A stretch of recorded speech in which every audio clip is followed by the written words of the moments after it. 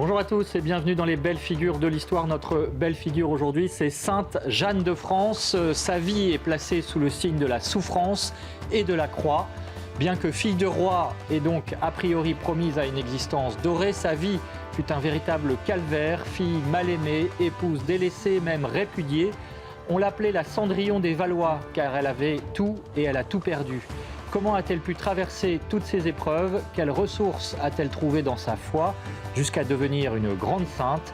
On part à la découverte de Sainte Jeanne de France avec le Père Jean-François Thomas. Bonjour mon Père. Vous êtes l'auteur d'un tout récent livre, Méditation du Carême, publié chez Via Romana. Et puis, bien sûr, Véronique Jacquier est avec nous. Bonjour Véronique. Bonjour Émeric, bonjour à tous. Et cette émission est en partenariat avec l'hebdomadaire France catholique. Alors, on va partir tout de suite sur les traces de Sainte Jeanne de Valois, Sainte Jeanne de France, dans sa région, à Bourges, où elle a marqué véritablement le territoire. Regardez, c'est signé Éloi Rochebrune. Sainte Jeanne de France est arrivée dans le Berry à l'âge de 5 ans. Elle est éduquée à Lignières par un cousin de son père, le roi Louis XI. À côté du château où elle vit, elle se rend régulièrement dans l'église Notre-Dame. Au fond, à gauche de l'autel, on peut encore voir son oratoire. Elle aimait se recueillir longuement, avec une vie de prière personnelle, silencieuse, à tel point qu'elle, qui était de santé fragile, eh bien, ça a convaincu son père, Louis XI, de faire construire cette cheminée à l'intérieur de cette petite chapelle, afin qu'elle puisse y prier au chaud et que sa santé soit préservée. Ici, dans la prière, elle reçoit en 1471 une prédiction de la Vierge Marie. Qui lui demandera de fonder avant sa mort une religion en son honneur, ce qui donnera en 1502 l'ordre de l'Annonciade. Le premier monastère Annonciade est construit à Bourges. C'est aujourd'hui une chapelle de la garnison militaire. Elle garde sur la façade les traces de la spiritualité de Sainte Jeanne. 10 lettres sculptées, initiales des 10 vertus de la Vierge Marie.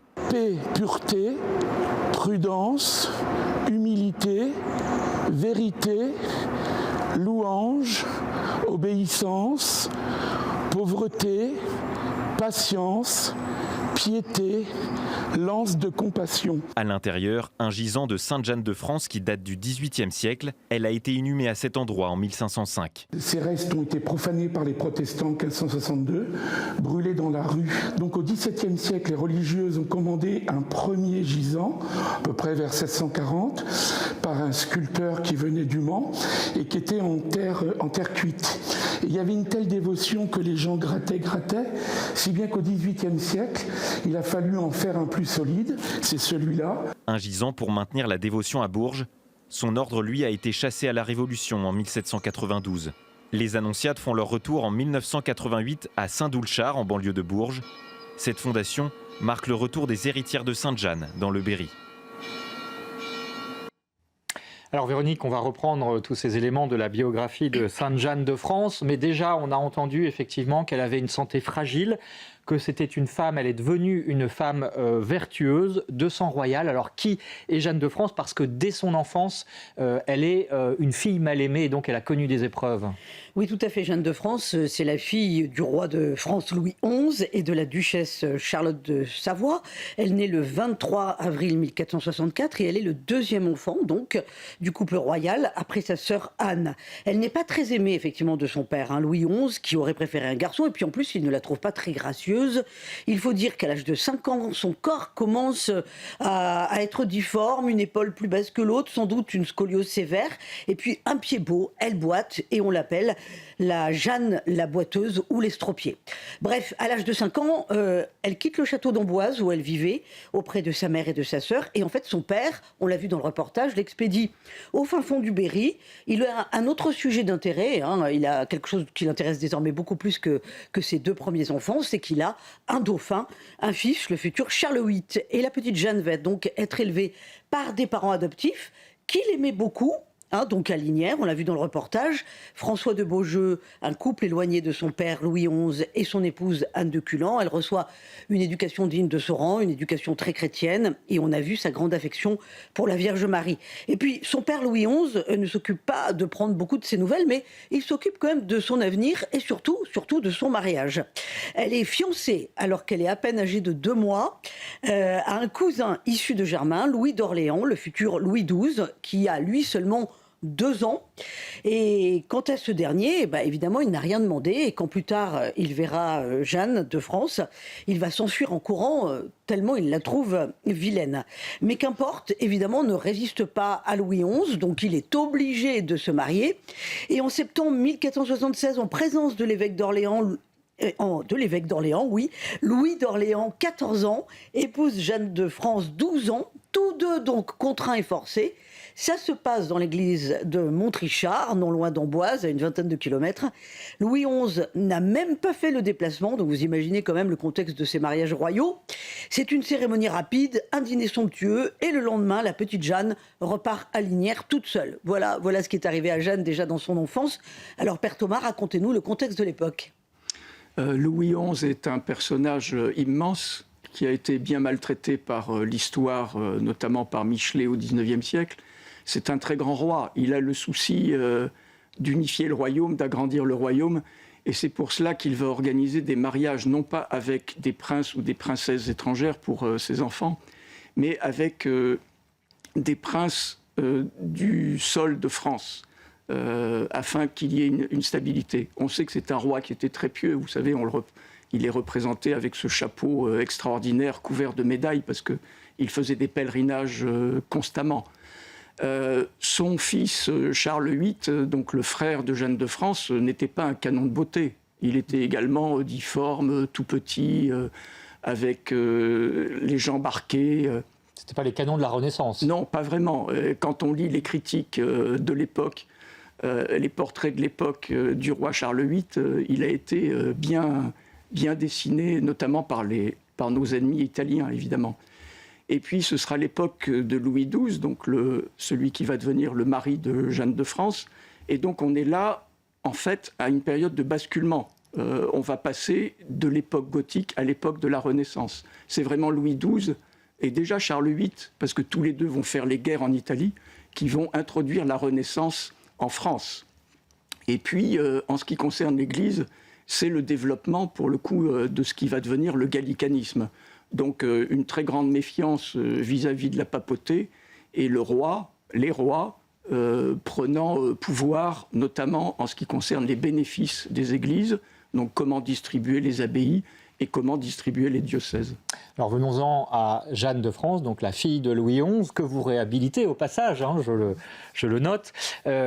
Quelle est sa personnalité, justement? On dit d'elle que c'est quelqu'un qui est pleine de franchise et de bonté, que c'est une femme de prière. Donc, malgré les épreuves qu'elle a subies dans son enfance, elle a quand même un bon caractère. Elle a un bon caractère et de toute façon, même si elle est un peu délaissée par son père, il n'empêche que c'est une famille, pour le coup, très chrétienne. Alors bon, Charles VIII sera un coureur de jupons, mais bon, ça fait partie aussi de la tradition monarchique française. Il avait lui-même une foi profonde. Mais il y a un personnage essentiel, en fait, qui va beaucoup influencer Jeanne de France et d'autres personnes à la cour de France. C'est saint François de Paule, qui est le fondateur des Minimes. C'est un Italien, mais qui va venir en France à la demande du pape, parce que Louis XI était malade, et donc il y avait chez lui aussi un peu de superstition, donc il voulait absolument rencontrer ce grand saint pour pouvoir être guéri. Ça ne va pas marcher, mais saint François de Paule va rester pendant 25 ans à la cour de France. Donc Jeanne de France, elle va être également influencée par le modèle de cet homme, qui est un modèle d'humilité. Bon, les Minimes, ce sont des ermites dans le monde, et il va vivre à la cour, mais vraiment comme un vrai disciple de saint François d'Assise. Donc elle va être marquée dans son caractère par cet homme qui est un saint extraordinaire. Alors Véronique, les épreuves ne s'arrêtent pas là pour ce qui concerne Jeanne de France, puisque son mariage va se révéler désastreux, mais là encore, elle montre des dispositions admirables dans ses souffrances. Ah ben oui, c'est une sainte en fait. Alors tout d'abord, elle a la foi et donc elle considère évidemment son mariage comme un sacrement, même si on a vu que c'était un mariage forcé, quoi. Par ailleurs, en tant que fille de roi et épouse d'un futur roi, elle reste digne en toutes circonstances, même quand il faut supporter l'insupportable, c'est-à-dire un époux colérique, capricieux, volage. En 1483, alors qu'elle n'a que 19 ans, évidemment, elle court au chevet de son mari pour le soigner alors qu'il a contracté la petite vérole. Alors il faut savoir qu'ils ne vivent pas ensemble. Jeanne vit toujours à Lignières, donc au fin fond du Berry, et elle se consacre aux pauvres et à la prière. Contraste absolu avec la vie dissolue de Louis d'Orléans, son mari. Et alors ce fameux Louis d'Orléans, il n'est pas commode du tout, mais alors quand meurt son beau-père Louis XI, il se montre carrément redoutable. Il veut répudier Jeanne pour épouser Anne de Bretagne, qui est alors âgée de 7 ans. C'est une façon, en fait, pour lui, d'asseoir un peu plus son pouvoir en s'imaginant un jour sur le trône de France. Il se dit, si j'ai le duché de Bretagne avec moi, évidemment, ça renforce ma position. Seulement, ce n'est pas lui qui va régner, parce que Louis XI avait tout prévu, et il avait donc prévu, s'il lui arrivait quelque chose, que ce soit sa fille aînée, Anne, qui devienne la régente. Et le dauphin Charles, lui, à l'époque, n'avait que 13 ans. Donc, qu'est-ce qui se passe? Anne, quand elle voit les velléités de son beau-frère Louis d'Orléans, elle le met en prison pour 3 ans, en se disant comme ça, on est tranquille. Mais ce qui est extraordinaire, c'est que Jeanne de France, qui est trompée, humiliée, trahie, etc., vole en permanence au secours de son mari.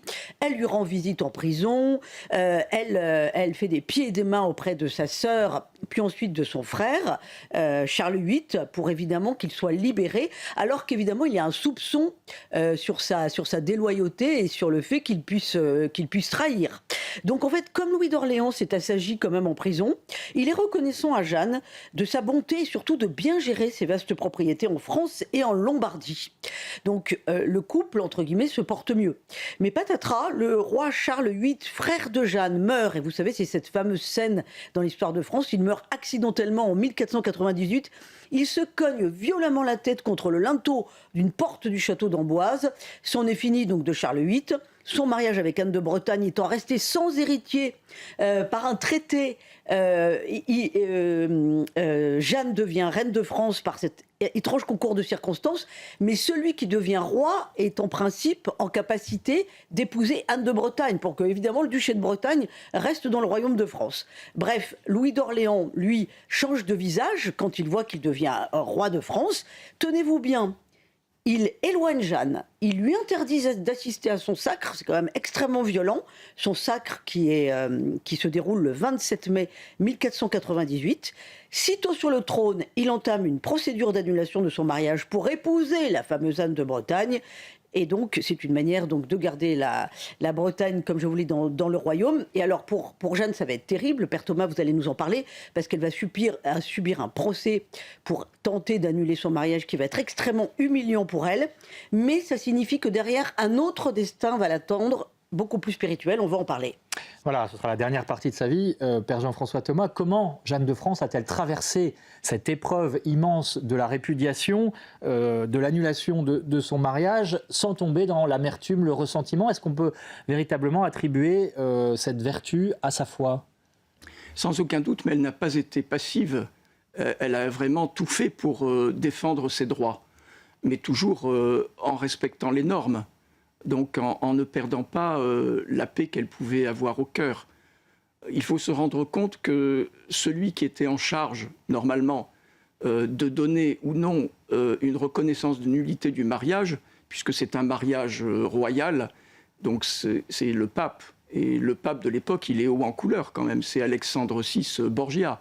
Tristement célèbre. Oui, et ce sera César Borgia, donc un des fils du pape, qui apportera à la cour de France le document signifiant la reconnaissance de nullité. Mais le pape va se laver les mains, c'est lui qui devrait être en charge, mais il va demander à un tribunal ecclésiastique français de mener l'affaire. Donc Jeanne, de toute façon, dans ce cas de figure, elle était nécessairement perdante. Mais c'est vrai que Louis XII avait également des arguments, c'est-à-dire qu'il n'y avait pas eu de consentement libre lors du mariage, et puis il n'y avait pas eu de consommation du mariage. Donc ces deux éléments vont jouer en défaveur de Jeanne. Alors, Véronique, on va avancer dans le récit parce qu'effectivement, la troisième partie de la vie de Jeanne est marquée par une véritable ascension spirituelle après toutes ces souffrances. Tout à fait. Louis XII donne à Jeanne le duché de Berry comme lot de consolation, en dédommagement du mariage annulé. Et donc Jeanne revient sur les terres où elle a passé une grande partie de son enfance. Elle s'installe à Bourges. Il faut savoir que sa popularité quand même est au zénith. Elle est bien plus aimée qu'Anne de Bretagne. On l'appelle la bonne duchesse parce qu'elle aide son peuple, notamment lors d'une épidémie de peste. Elle est extrêmement charitable. Elle se préoccupe de la misère de son temps et elle rayonne par son humilité. Donc elle est très très aimée. Et puis elle va se consacrer de plus en plus à sa vocation religieuse puisqu'elle n'a plus d'attache, elle est libre. Toute petite, on l'a vu dans le reportage, lorsqu'elle avait 7 ans, elle a entendu dans la prière la Vierge Marie lui parler et lui dire « Avant ta mort, tu fonderas un ordre en mon honneur et ce faisant, tu me feras grand plaisir. » Eh bien, ça va être chose faite. En 1502, création de l'ordre de l'Annonciation de la Vierge Marie. Jeanne crée une règle en s'inspirant des 10 vertus de la Vierge Marie, donc par lesquelles l'humilité, la pureté, la compassion, c'est une façon de suivre le Christ à la manière de la Vierge Marie qui est la première des disciples. Et donc l'habit consiste en une robe grise et un voile noir pour l'esprit de pénitence, un scapulaire rouge en souvenir de la passion du Christ, et puis un manteau blanc pour représenter la pureté de la Vierge. Aujourd'hui, il y a encore 80 religieuses dans le monde, 80 religieuses qu'on appelle les Annonciades. Et donc, on a vu qu'il n'y avait plus de couvent à Bourges, mais qu'il y en a un à Thiers, à Villeneuve-sur-Lot, à Brucourt dans le Calvados, et donc à Saint-Doulchard dans le Cher, non loin de Bourges, où il y a encore 7 sœurs. Alors, Jeanne a créé, donc, quand elle a créé l'ordre, elle crée évidemment le couvent de Bourges. Elle prononce également ses vœux en 1503, mais elle va mourir seulement 2 ans plus tard, à 41 ans. Et Louis XII, le fameux Louis XII, va lui organiser des funérailles grandioses. Précisons qu'elle a été béatifiée en 1745, mais elle a été canonisée très tardivement, en 1950. Et elle a fait réaliser un dernier portrait d'elle juste avant sa mort. Je ne sais pas si on va le voir à l'écran. Un masque mortuaire en plâtre. Quand on l'observe, on est surpris par sa grâce et sa sérénité.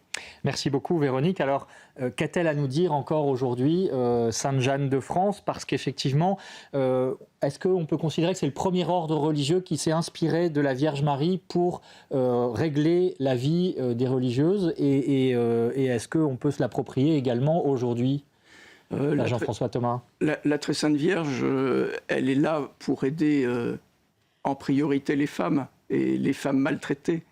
Donc, Sainte Jeanne de France, elle est la figure de la femme qui est maltraitée, qui est trompée et qui ensuite est abandonnée. Donc c'est une figure qui peut inspirer beaucoup de femmes aujourd'hui.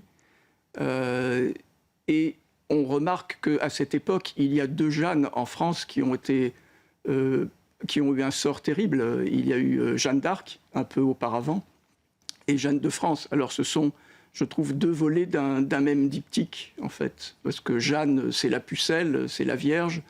Jeanne de France, c'est celle qui aurait aimé être l'épouse et la mère, et qui n'a pas pu réaliser ce pourquoi elle s'était engagée, mais qui a trouvé un nouvel élan grâce à sa foi, en se consacrant par l'intermédiaire de la Très Sainte Vierge aux plus pauvres et à la vie contemplative.